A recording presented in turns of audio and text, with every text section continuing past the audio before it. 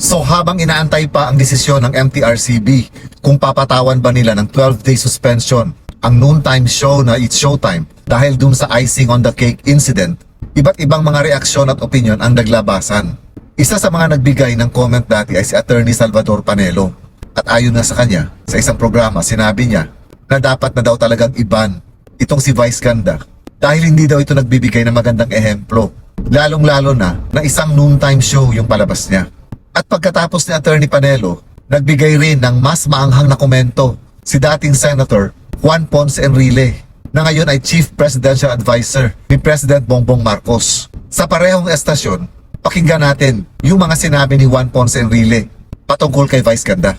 Malicious. Malisyoso. Kung meron kang power, political, social, economic, halos hindi mo na iniisip yung kapwa. Tama. Sarili mo na lang ang iniisip mo. Akala mo, maganda yung ginagawa mo, pero bastos ka.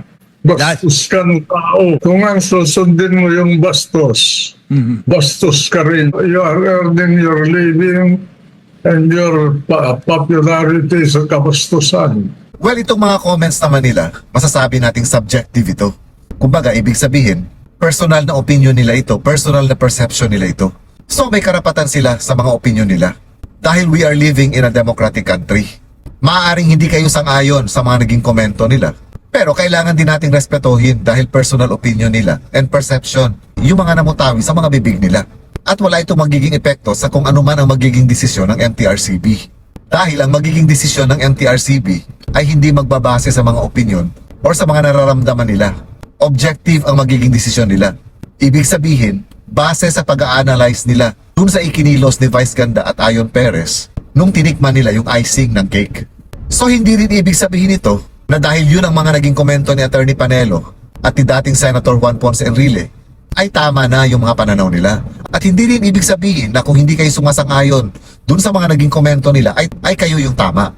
Ang bawat isa sa atin may karapatan sa kung anumang opinion na meron tayo.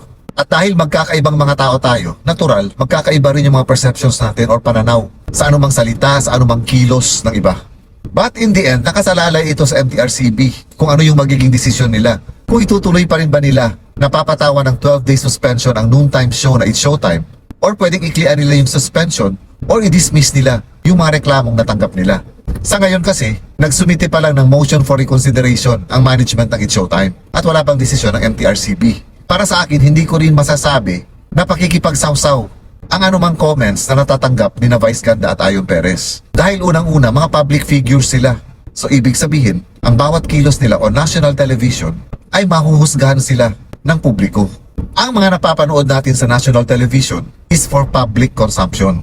So ang bawat isa sa atin, may karapatan tayong magbigay ng komento kung gusto or ayaw natin yung mga napapanood natin.